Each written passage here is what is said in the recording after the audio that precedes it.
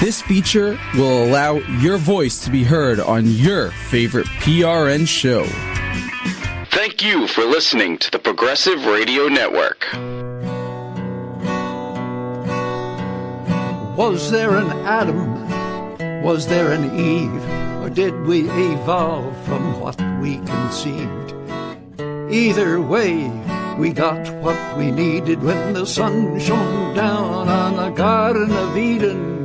Don't you know we're gonna have a Solartopia, Solartopia, Solartopia. Don't you know we're gonna have a Solartopia all over God's green world? Well, we bit that apple and the garden was lost, and so we had to work to pay the cost. And so we went digging into the ground and started to burn many things we found. But don't you know we're gonna too many things we found. That's the Divine Dar Williams singing with Pete Seeger and David Burns, a Solartopia song brought to you here on PRN at the Solartopia Green Power and Wellness Show, our weekly excursion into the benign future of green power, green thinking, and green doing. I'm Harvey Sluggo Wasserman, and we're going to devote today's show to what I consider to be the single most important piece of our public policy in the United States today, because it's the most tangible, and that is the Diablo Canyon nuclear plant, which is continuing to operate about 9 miles west of San Luis Obispo, California, on the Pacific Ocean. And these two reactors are very old. They're very dangerous. And God forbid something should happen to them, the entire country will be bathed in radiation. God forbid. These two reactors are surrounded by a dozen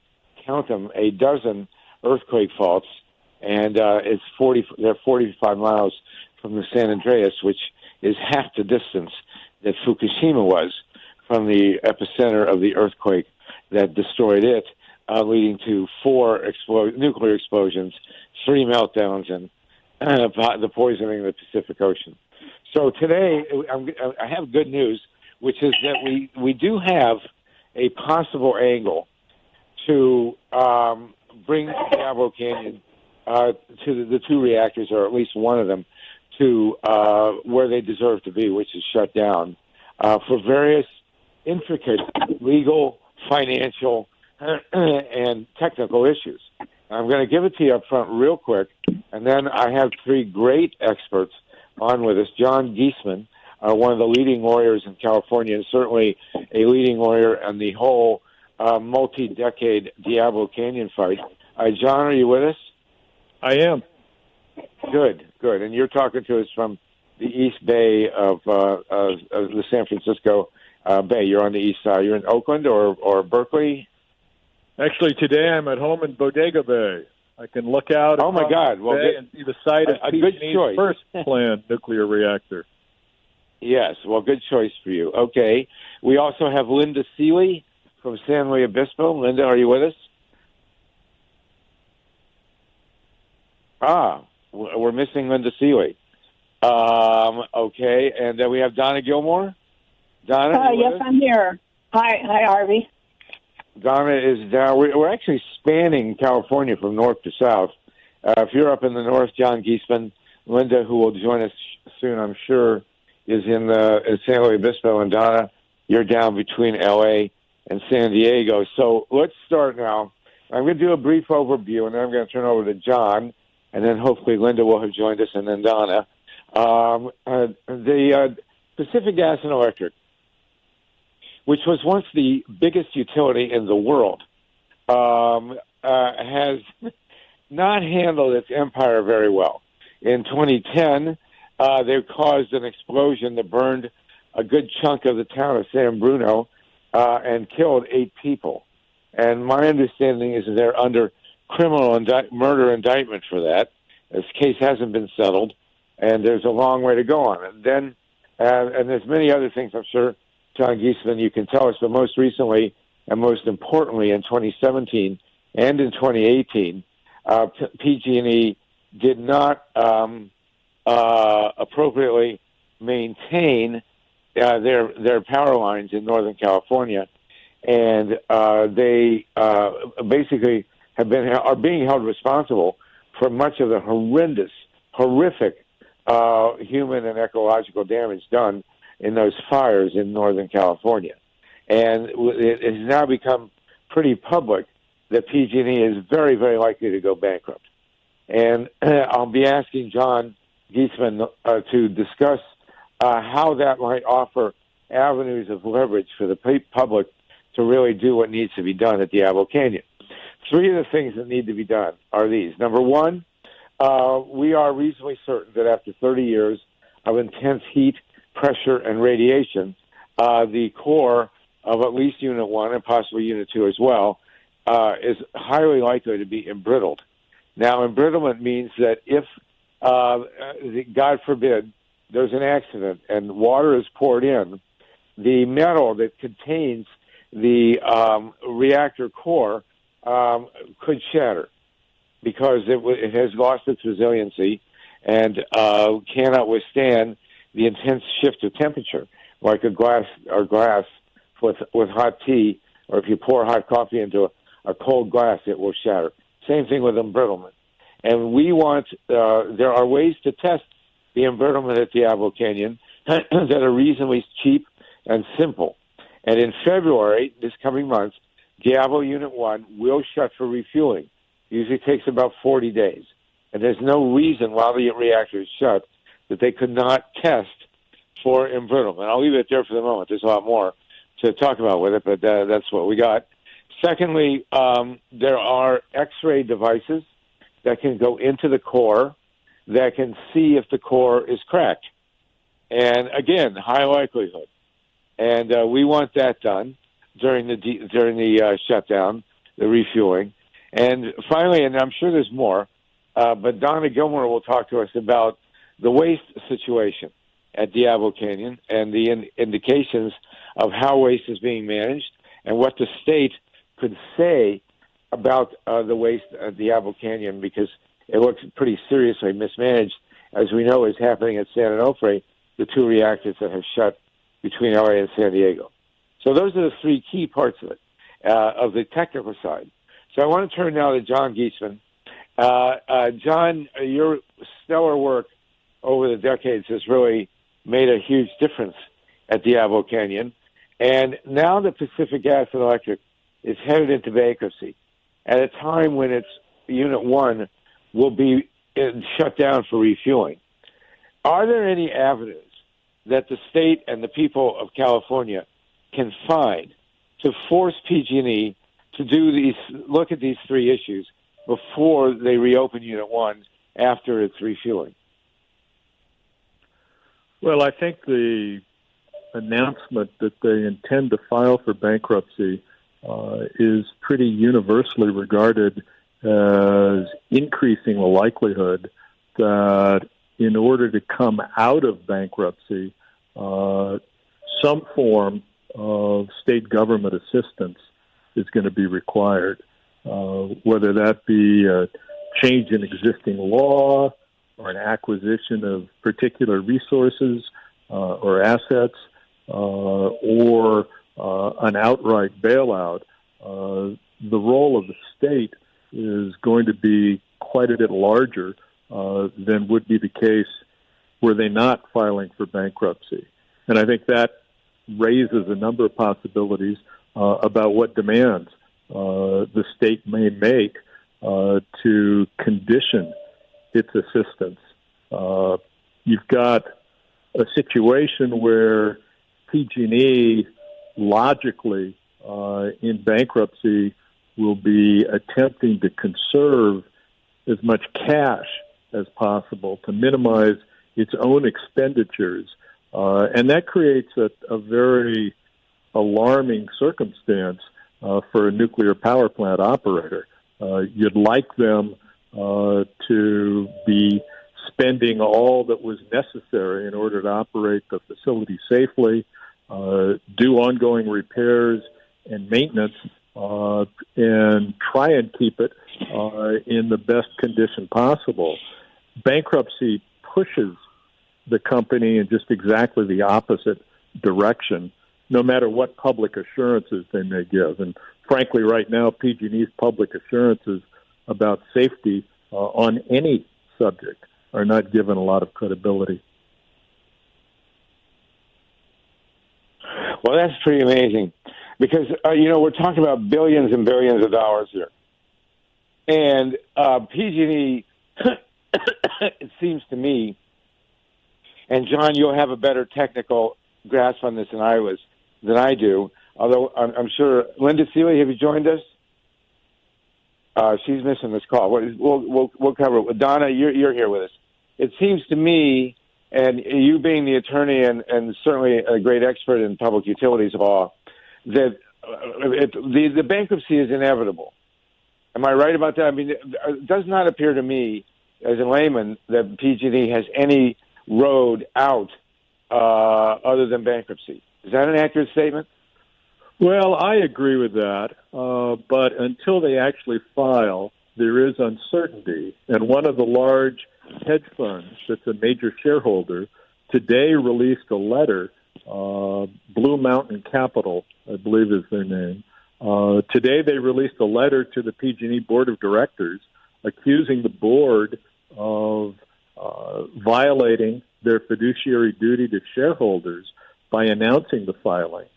In the view of Blue Mountain, PG&E is by no means insolvent, and the Blue Mountain letter suggests that they're not entitled to go into bankruptcy.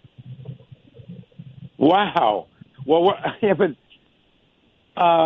that strikes me as somewhat surreal, given the fact that PG&E is being charged with murder. They're being sued for billions of dollars for burning down Northern California. And what's their financial state, John Geesman?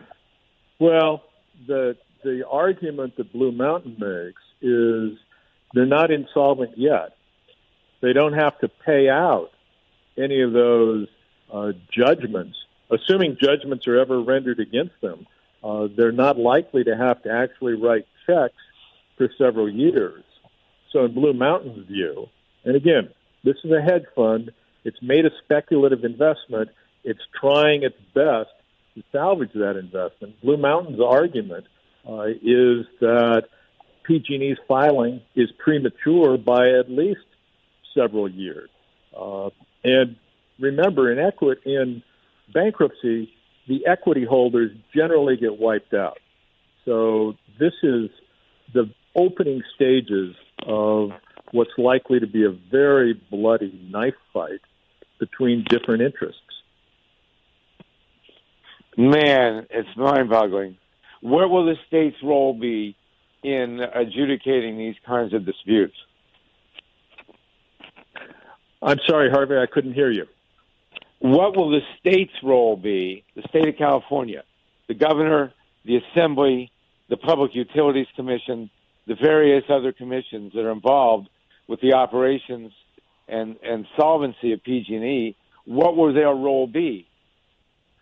Well, under the bankruptcy code, state regulation of a utility is generally respected by the bankruptcy court. So the state retains its regulatory authority over PG&E. It will have to determine what level, if any, of rate relief to provide PG&E during the time that the bankruptcy is pending. And then I would strongly suspect that in order to successfully come out of Chapter 11, the state will have to make some legal changes, whether that changes the liability for what's called inverse condemnation in California is an open question. Whether it entails authorizing so-called securitization of PG&E's liabilities and billing them directly to ratepayers is an open question. The legislature took a step in that direction last year. And then finally, whether it involves the outright purchase of any assets, been mentioned widely that the state could potentially buy the PG&E hydroelectric system. That's something that would require legislation. In the meantime, the state's been very clear about expecting PG&E to step up its inspections of its transmission and distribution lines in the interest of fire safety, and to radically upgrade its vegetation management practices to keep trees from falling into lines, which appears to have been the cause of the fires the last couple of years. So the state's got a very big role, but how it chooses to play that remains one of the big uncertainties in the bankruptcy process. It's amazing. It's really amazing how deep this goes. Let's turn to Linda Seeley. Linda, you and Don, of course, are quite familiar with John. John's great work over the decades here. And you're in San Luis Obispo. People must be freaking out about the prospect of PG&E going bankrupt. Yeah. Listening to John, it sounds even worse than I thought. Or better, depending on your point of view. Or better. I mean, it's more catastrophic, I would say, for our future. I'm involved I'm on the decommissioning panel. It's working sort of in a guidance function. Linda, you still there? What? Yeah, I couldn't hear you. You got to speak up. Can we hear you okay, Linda? Can you hear me?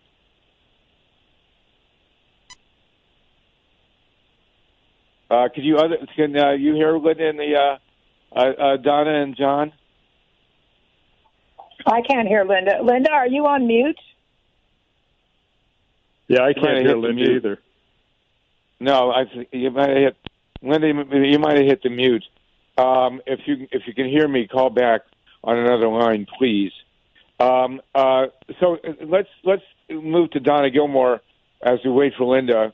The thesis here that we want to test is the idea that let's posit the three most obvious issues at Diablo Canyon that would make or break it in terms of continued operations.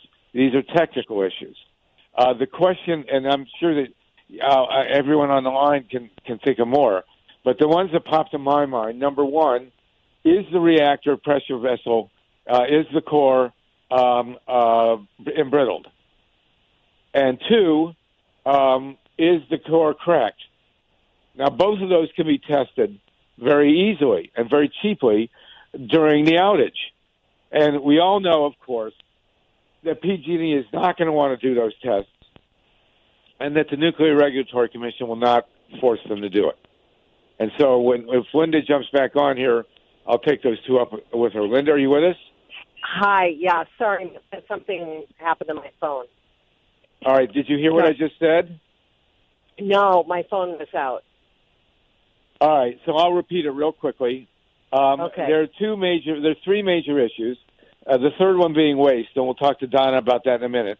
But there are at least two major technical challenges that Diablo Unit 1 faces, should face, coming out of refueling, which generally takes 40 days and begins sometime in February. Okay, number one is the reactor core embrittled? Is the pressure vessel, are the welds compromised? And number two, is the core cracked? Now, both of these can be tested fairly easily.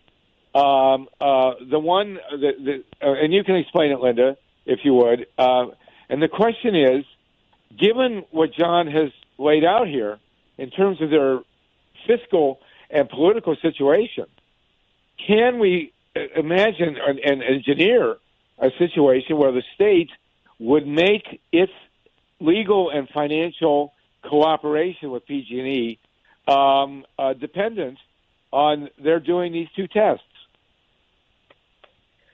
Well, Linda, what do you think? I would hope so. If I were a state regulator, I sure would, because we on the reactor vessel of Unit 1, it was already judged in 2003 by the Nuclear Regulatory Commission. It's one of the 5 most embrittlement reactors in use in the United States. And so I won't go into the details, except that it hasn't... Linda, you're breaking up on us. John and Donna, could you hear us? Can you hear Linda? No, I can't clearly hear what you're saying. She was breaking up. Oh, we've lost. I guess Linda's got a bad phone right now. So let's proceed with this. And I think you know enough about it, John. Let me move on to the third issue that strikes me, and maybe you've got more, Donna Gilmore, is the question of waste management at Diablo.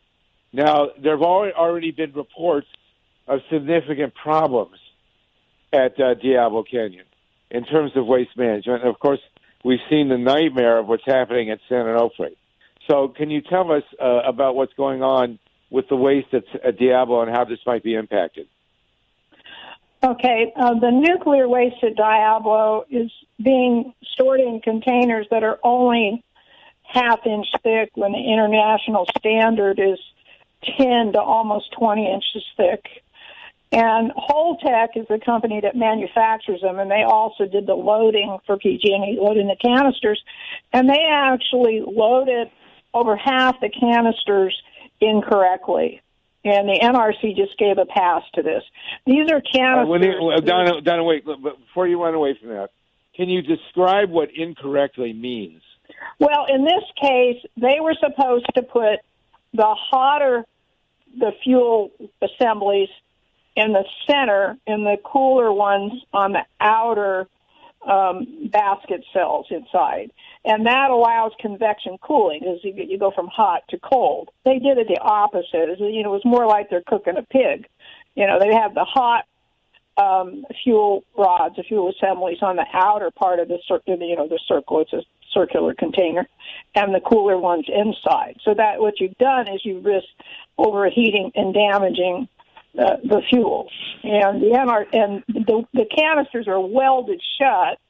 Each one contains roughly the equivalent of a Chernobyl nuclear disaster. They're welded shut. They have no way to know what's going on inside once they're shut. And the Nuclear Regulatory Commission just gives them a pass. People need to understand that the Nuclear Regulatory Commission is not protecting our safety. They're another regulatory agency that's basically doing whatever the industry wants for industry profits. So we're going to have to make up the difference for that. And now, what would be ideal? Linda, let me ask you a question here. Are there clear regulations that are being violated by these procedures at Diablo Canyon? The NRC has regulations that say the containers must be able to be inspected and taken out of service if there's problems. But the NRC has been given the authority to make an exemption to every single one of their regulations.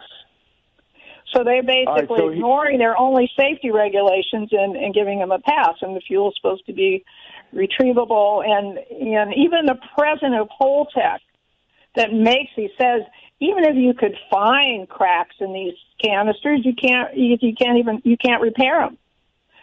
So, and these are over $1 million a piece just for the canister, not even labor or the other parts of it. So how many are we talking about at Diablo Canyon? Oh gosh, I don't remember the exact count of that they have at Diablo right now. I think it was around 30, but I'd have to double check my numbers. I haven't kept up with the latest. But when they decommission, which they plan to do in a few years, you're talking about basically all the fuel that's ever been burned in that reactor is there now, and they're going to want to put them in these inferior containers. My hope was that if the state's going to negotiate with PG&E, they could use some leverage to insist on containers that are proven and thick wall containers that can be monitored and maintained and meet all the laws and regulations, safety regulations, as a leverage point to cutting any kind of deal. I don't know, Geesman, if that would be feasible or not, but normally the NRC. Let me lay this out. Let's say, and John, you're the guy to answer this. Let's say that people like Donna, and let's say we put together an expert panel and took the Nuclear Regulatory Commission's own regulations, which they're waiving here, right, Donna? You said that basically, right? They're basically, yeah. Okay, so let's lay out the Nuclear Regulatory Commission's own regulations and all the findings of all the experts who really know what to do with these canisters, and put together a memo and present it to the state, being the governor and the assembly and the CPUC and whoever else you think might be relevant here, and tell them, here it is, you need to hold a hearing, and no matter what the NRC says, Pacific Gas and Electric should not be allowed to reopen Unit 1 without meeting these specifications. What would happen, John Geesman, if we did something like that? Well, you're mixing a couple of different legal attributes that probably would be separated. You've got the license to operate the facility itself, which is what most of your comments have been directed to. Donna's comments relate to the license to operate the independent spent fuel storage installation. It's a different license and is not necessarily directly tied to the operation of the plant. In both instances, the Atomic Energy Act provides a pretty strict federal preemption of all questions of radionuclide safety. So the state's angle and leverage has generally been in the economic area. You can make economic arguments about the selection of tasks. The state's got a recognized interest in having its utilities use casks that over their life cycle could be expected to cost the least amount possible, as opposed to casks that may have to be reopened and have the waste inside repackaged multiple times. As it relates to the operation of the reactor itself and coming out of this refueling, I think it's really more a function of the state not telling PG&E directly what to do, but making very clear that it will, in all likelihood in the future, condition any financial assistance on PG&E taking a much more vigorous approach to questions like testing for embrittlement than it appears to have done in the past. The state's going to have to hang its hat on economic regulation of utility because it's preempted under federal law from directly addressing nuclear safety. Okay, but what we're let's just say I'm proposing here is that the state basically say, look, this company has burned down Northern California, killed 8 people in San Bruno. Clearly, they're not capable of running these 2 nuclear plants or the 2 reactors. And we, because we are now the funder of choice here, and the PG&E cannot move ahead without our say-so, we are preempting the regulation that the Nuclear Regulatory Commission, well, we're preempting the responsibility of the Nuclear Regulatory Commission, which it does not want to take. All right, so I can hear all the people howling, all the utility guys and all the corporate guys howling that this is not appropriate for the state to do. But it's our money. I mean, all three of us. Well, we have total, Harvey, we have 100% jurisdiction on the financial. The state does. The NRC doesn't care, finance is not their jurisdiction at all. The NRC doesn't care which container the state chooses to buy, as long as it's approved by their regulations as it meets their safety requirement, which they'll approve about anything. But so economically, we have the economic influence and power because, it's our money. So there is no conflict there as long as we're advocating for a container that meets NRC requirements. There doesn't seem to be a legal conflict to me at all. Right. So I think we're on solid ground if we can get, our governor to understand the issue and be willing to negotiate this change. Well, let me ask the lawyer a question that I don't know the answer to. John Geesman, with your long experience, can you imagine yourself in front of the governor or the PUC or the Assembly making the argument that because the state of California is putting this money into PG&E to keep it solvent, that we should require them to do these casts?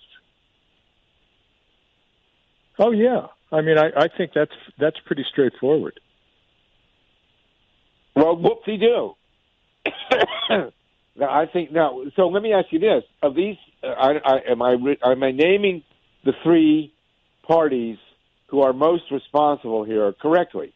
Is it the governor, the legislature, and the CPUC that will be at the center of this bailout? Yeah, I think, Harvey, if you remember back 18 years ago, the last time PG&E went bankrupt, and the state was trying to figure out some way in which to bail them out to prevent the bankruptcy. The great San Francisco politician and at the time state Senate majority leader John Burton laid it out real clear. I give you $1, you give me a hot dog. He wasn't going to give him $1 without getting something back in return. I would suspect that the equally great San Francisco politician and now governor probably has the same kind of philosophy when it comes to putting money up to help PG&E. Of course you expect something back in return. I think the question is, how quickly can you come to that conclusion? And this is exceptionally early in the Newsom administration. They're just getting their feet on the ground. They're making appointments now. I don't know who it is that you would talk to about energy-related matters until they've made some appointments. Well, these are safety-related matters, really. All three of these issues. But they're also economic. Yeah, but in a large enterprise like state government, there's a huge org chart, and you've got to have somebody to direct the request to. And right now, I think that's probably an empty box on the org chart. Well, that would be the California Energy Commission, which sets nuclear policy unless they reorganize that function. It set nuclear policy under the last administration. The governor needs to designate somebody as his liaison with the NRC. That previously was the chairman of the California Energy Commission. But I think as the new governor, Governor Newsom's going to have to figure out whether he wants that relationship to continue or not. So it would be a utility. You have the Public Utility Commission that approves issuing funds and that type of thing. So there's that relationship also. Yeah, and he's got vacancies at both commissions that he needs to fill. Well, but we do have, the clock is ticking here because the plant goes down in February. We have 40 days starting whatever day in February they start the refueling. And that is the moment that this has to be done. This has to be done when the plant is down, as I think we all know from previous experience. So, John Geesman, let's posit a situation here, which, frankly, I would like to make happen, where we go, and Linda, have you come back, Linda Seeley? I guess she had technical problems with the phone. So let's posit these three issues. And let's say somebody like, me and whoever else makes an organized, well-documented case that for all sane human beings on this planet, Diablo Canyon Unit 1 should not reopen unless it can show that it's not embrittled, that the core is not cracked, and that the nuclear waste can be handled. Now, let's presume that some people have drawn up a memo to that effect. Who would you take it to first? I would presume the governor's chief of staff. That person is? It's a lady, but her name escapes me. Okay. Been in the newspaper a couple of times. She's ostensibly been involved. Ann O'Leary. Ann O'Leary? Yes. Or the governor personally himself, right? I guess we'd have to go through his chief of staff, but we want to. So you're saying we don't start with the PUC, we don't start with the Assembly, we start with the governor? Yeah. Okay. Well, as they say, you're on. So let's talk. Well, now, does the governor have the power to do this? Can the governor go to the utility? Let's say the governor agrees with this on all three of these issues, and I'm sure that you can come up with more. Donna and John and Rochelle and everybody who knows this plant knows there's more than those three issues. But let's take those as the top three. What can the governor then legally, politically, financially turn to the utility and say, you either do this or you don't get a cent? Can he do that? On the waste, I think they could on the waste because you can make I've made a financial argument already to the PUC about San Onofre dry storage. But they made it out of scope to the proceeding, but that was at the discretion of really the governor with the chairman. But I made a cost-based case on the waste, and the Judge Bushy even said my case was meritorious but out of scope. So yeah, what does that mean out of scope? What do you mean out of scope? An economic case can be made on the waste. Yeah, the ALJ just didn't want to listen to it. I was in that case as well. Who's the ALJ? The Administrative Law Judge. She's no longer at the Public Utilities Commission. Well, yeah, it's a new Public Utilities Commission.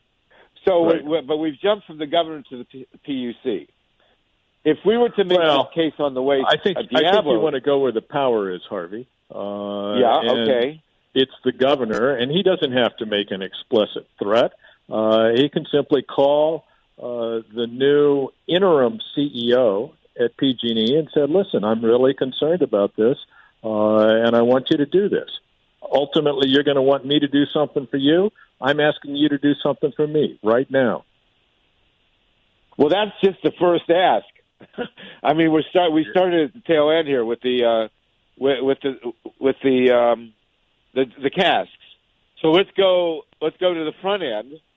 So, wait, let's summarize that. So you're saying if somebody brilliant like Donna Gilmore does up an in-depth memo, and we take it to the governor, and he buys in, he can reasonably call PG&E and say, you do this, please, or else we'll cut your head off.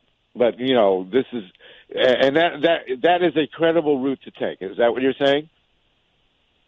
Yeah, I don't think that's a stretch at all. Donna, what do you think? I don't think you ever get to the point. Yeah, I mean, it's really. I mean, in the last administration, it was really all up to the governor. The power is in the governor's office for all of this. You know, he appoints the Coastal Commission, giving the permit for the dry storage. The State Land Commission does the environmental report. The PUC doles out the money. Yeah, and one more important thing to know when we're talking about the reactor side. There are all kinds of critical systems in these aging reactors. They have no way to inspect to know if they're holding up. You're talking about an aging reactor that the parts were only designed to last so long, and they aren't even lasting as long as they thought they would. And you have critical parts of the system that can't even be inspected, and no one has any idea how they're holding up. They just had a 3-day conference at the NRC with the industry on all the things they can't inspect. 3 days. So when the show is over, Donna, you'll begin work on that memo so that we can have the laundry list of other stuff. And I'm assuming that the waste is at the top of that list. But you know, that would be another thing I assume we can take to the governor, right? The laundry list of other stuff that they can't account for. Yeah, I think we have to have some more conversations about details and approach on this. So definitely, okay, John. Do that. John, my reaction, Harvey, would be your odds of success are larger the shorter your list is. So when you say laundry, well, we could do an appendix. That's probably we in the wrong could have a main list and then an ancillary list. If you're wanting something quickly, I think you need to prioritize to what's doable now and what's urgently needed now. Okay, then, John, let me put this one to you. I've mentioned it before, and we've talked about it. Let's make it clear. Embrittlement is a known beast in the nuclear industry. It was, in fact, the reason that Yankee Row, when it was hit by lightning, and there's a story to that, I don't have time to tell it, but in 1991, Yankee Row in western Massachusetts was hit by lightning, and it went down.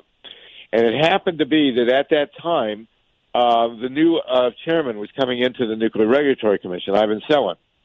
And the anti-nuclear people got Peter Kostmeyer, who had a committee in Congress, I think it was the Environmental Committee in the House, to hold a hearing where we raised the issue of embrittlement at Yankee Row. And I actually sat next to Ivan Selin and gave the anti-nuclear position that unless this thing is tested, you should not allow Yankee Row to reopen. And Peter Kostmeyer looked at Ivan Selin and said, well, what about that? And Selin, who had really no chance, no other choice, said, yes, I agree. And then they found out they couldn't do the test. They didn't have the equipment to do the test, and they never reopened. Now, at Unit 1, there are coupons, that's what they're called, I guess, little strips of metal, as best I understand, somehow embedded in the welds or the core. And Linda is the expert on this, but we'll get her on another time. And the testing for embrittlement at Diablo Canyon, is, when the reactor is shut for refueling, is a piece of cake. Yes. I've seen estimates of $250,000. And there is absolutely no excuse in anybody's mind, any sane person's mind, to continue to run a reactor that's embrittled. So that would be at the top of my list to take to Governor Gavin Newsom and say, Governor, we have a list here of certain things, and at the top of the list, they can do this test, $250,000. It's a known test. And would you be willing to please tell the utility that it will be the state's decision? Now, this is critical here. This test cannot be conducted by the Nuclear Regulatory Commission. There is a company, apparently, or a number of companies that do this testing. The state should independently, as far as I'm concerned, hire one of those companies to do this test, and they report to the state, and the results are made public. And there needs to be a hearing on these results. Is that something that you think that Gavin Newsom will go along with? I can't speak for Gavin Newsom. I guess I'd turn the question around. What's the argument against doing that? Well, I'm sure we'll hear all of them. Why hasn't PG&E already planned to do Well, it? it's not necessary. It's a waste of time. It's the business of the Nuclear Regulatory Commission. The state has no business getting involved in safety regulations or in technical except specs. that the coupons were built into the design for exactly this purpose. So right, but the Nuclear Regulatory Commission has said they don't have to do it. So the governor of the state of California would essentially be preempting the Nuclear Regulatory Commission. That's going to be the argument. Is this I governor don't willing like to that do preempted word, and I guess I would suggest just keeping it to a phone call. I think PG&E is if we make a pretty weak if we position make a public to push campaign back on it. On a reasonable what do you mean by request. keeping it to a phone call, John? Pick up the phone, call the new CEO, say, "This is what I want you to do. I'm having problems getting confidence in your leadership. Reassure me. Prove that you've actually got the commitment to public health and safety that all of your public statements the last 90 days have insisted you do." This would be an important confidence-building exercise. Donna, what's your take on that? Well, two things. One, they probably don't want to do it because they know what it's going to show. And number two, there is no seismic rating for a container that's embrittled, even partially embrittled, even if they can operate it without it failing. They only do seismic rating, assuming everything's been maintained. So when people talk about what rating it can handle, it doesn't have one. So it really shouldn't even be running, is the bottom line. But that's a harder get, I guess. Well, is there a scale, a numeric scale of embrittlement below which the NRC will not allow a reactor to operate? Oh, I would say when it melts down. That's reassuring. So we don't know. I wish I was kidding. Yeah, I know what you mean. So we don't have a scale of 1 to 10 of embrittlement where we can say, well, Diablo 1 is 6, and you can't operate under 7. There's no scale like that. Is that correct? There may be. I don't know what that scale is. All right. Okay. Then you need to talk to need to be a material engineer, and probably something that could be looked up to see what what that limit is. A lot of this should just be basic science, but with the NRC, they make exemptions to even basic American manufacturing standards, so it's hard to know without doing research on that. So the presumption from a political standpoint is that we would want the state to say, okay, we're going to hire the company that's going to do the test. We are going to make the results public, and we are going to decide whether the reactor is too embrittled to continue to operate. I mean, that's the ideal solution, as far as I can see. John, is that at all feasible in the world of California politics today? I'd settle for half a loaf there. I don't think the state needs to declare in advance that they're going to decide whether the reactor can be operated or not. Just do the test, give me the numbers, let's make it public. Well, but the point is, though, that the numbers will come up. I mean, we want hearings, obviously, and then everybody's going to be jumping up and down about who's going to make the decision and what standard we're going to hold them to. Yeah, embrittlement. Once you get that out in the public, the direction ends up being pretty clear. Well, to us, to people who are sane, but we're talking about a company that burned down Northern California here. The final one that I can think of that I think is a big league question is whether the core is cracked. And I'll bet a dime to a dollar it is, and there is technology to test it. They can X-ray the core. It's not a particularly difficult thing to do, to my understanding. Donna, are you familiar with the technology there? I haven't, researched the nitty gritty on there. When I heard that they can't even inspect the safety systems, I kind of figured there shouldn't be any of those reactors running. I want to say one other thing that I think is a real simple thing. American Manufacturing Standards, ASME, they have something called an N3 stamp, saying that your container meets pressure vessel standards. These dry storage containers are pressure vessels, but yet they have no pressure relief valves and no pressure monitoring, so they can explode from overpressurizing.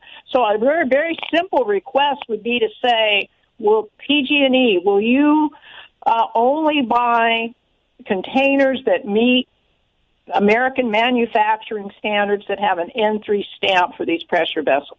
Something very simple. I mean, even your pressure cooker has that. Just that one thing would change the way they store the waste at Diablo Canyon. They wouldn't be able to use these inferior thin canisters. One simple thing like that. Even John, the oil and gas we... industry can't get away with having pressure vessels with no pressure relief valves. Yeah, okay, so there's another. John, go ahead. John Geesman? Yes. Yeah. So I didn't hear the question. A scenario where what Donna has just laid out is presented to the state in a way that they would turn around and take it seriously and make it actionable? As long as it's framed on economic grounds, yes. But as I said before, the waste issue is separate from the operation of the reactor. And I think you're Harvey, you're mixing the two. They're on somewhat different time frames for urgency. And in both instances, the state is preempted from anything that directly relates to nuclear safety. It's got jurisdiction over economics, but as soon as it starts trying to influence the safety operations, it's preempted by the federal government. Well, except that the federal government is stay not on the right giving them side the money of that line. Except that the feds are not giving them the money to deal with their bankruptcy problem. Right, which gets back to I give you $1, you give me a hot dog. Yeah, exactly. So we've got 4 hot dogs here, and they do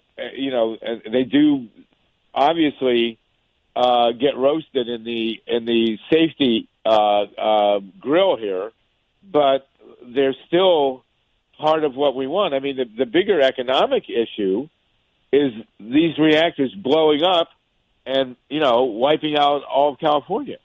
That'll cost a few bucks here and there, and we've already had 4 explosions at Fukushima and 1 at Chernobyl and a close call at 3 Mile Island. Not to mention all the Soviet stuff. So, there is an economic backdrop to all of this. We are protecting the property of the state of California.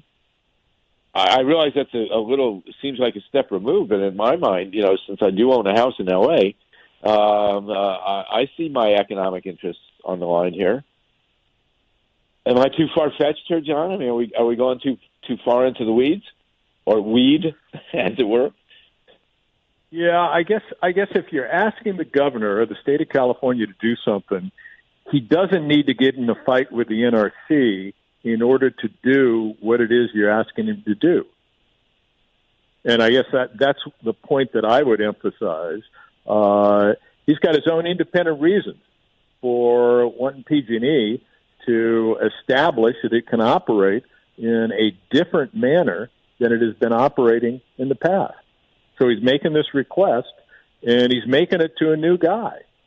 Guy's only been the CEO for, 4 days now? Well, that maybe works to our benefit. Well, listen, I know what's think going to happen soon is that Pete Seeger is going to come on and our hour will end. But as you can see, this is about as serious as it gets. And you two have been absolutely fabulous, Donna Gilmore and John Geesman. Do you want to tell people how to get a hold of you? John? I don't want anybody to get a hold of me, Harvey. Okay. Donna? SanOfreeSafety.org. We've got similar issues. Actually, we've got terrible issues with the whole tech system down in Southern California. But the website is SanOfreeSafety.org, and it covers more than just San Onofre. And I can be reached through that website. And let me give my clients' website. It's the Alliance for Nuclear Responsibility, A4NR.org. All right, well, as you can tell, I'm pretty serious about this. I think that this may be our last window, this outage, to shut Diablo before 2024 and 2025, i.e. before the San Andreas goes off and turns it to radioactive rubble. And so Harvey, I want to mention Mothers for Peace, which is in San Onofre, which is in San Luis Obispo, and fighting the Diablo Canyon issues. I'm sorry, Linda Seeley's phone didn't work. We'll have her back on. She's been on with us before. I give us a good chance of keeping San Onofre down, of keeping Diablo Canyon down. And I think if Unit 1 doesn't reopen, I think Unit 2 might go down as well. And so I am, 100% all in on this. And you two have been great to talk with about it. I am doing an op-ed, which I'll send to you both and to a few other people that review. All right, you guys, thank you so much. Thanks, Harvey. Diablo Canyon. Always a pleasure, very much, John Geesman and Donna Gilmore. We'll talk to you again. I'd love to see you next week. Talk to you. The sun shone down on the Garden of Eden. Don't you know we're gonna have